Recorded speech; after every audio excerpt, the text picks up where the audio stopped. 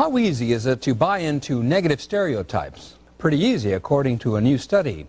Sian Beilock and Alan McConnell, both of the University of Chicago, studied how a group of women did on a math test after being told that women do poorly in math compared to men. What are the implications? We're now joined by Sian Beilock and Alan McConnell. And welcome both to Chicago tonight. Okay, Sian Beilock, what happened when you administered this test?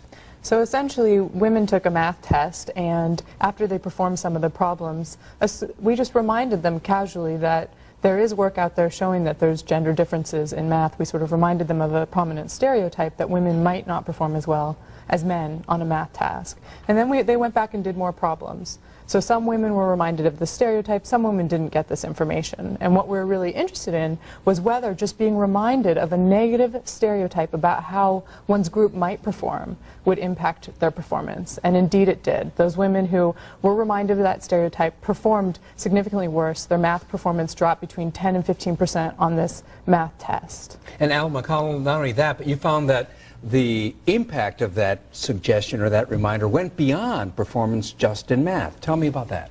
Well, it seems like when people are in these situations, in our particular study with the women in math, they worry, they are concerned about their performance, they ruminate, and as a result, they are preoccupied with a lot of verbal thoughts while they're trying to solve the math problems. So what we found in one of our studies was that in a subsequent task that assessed people's ability to do verbal tasks, their performance was poorer after being under the stereotype threat condition than the women in our control group.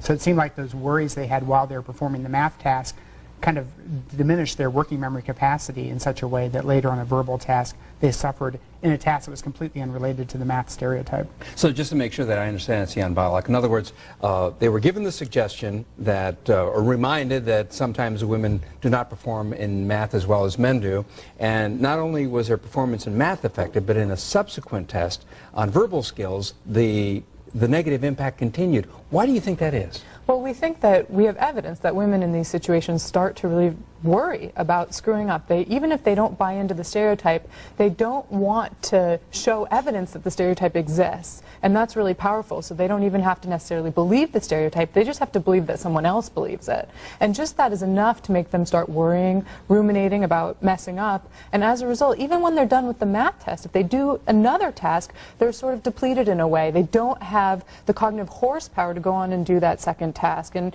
you can imagine lots of situations where this might occur when one takes a college entrance exam, for example. You do math portions and verbal portions. So what we're showing here is that a stereotype about women in one domain might actually have implications for performance in another domain.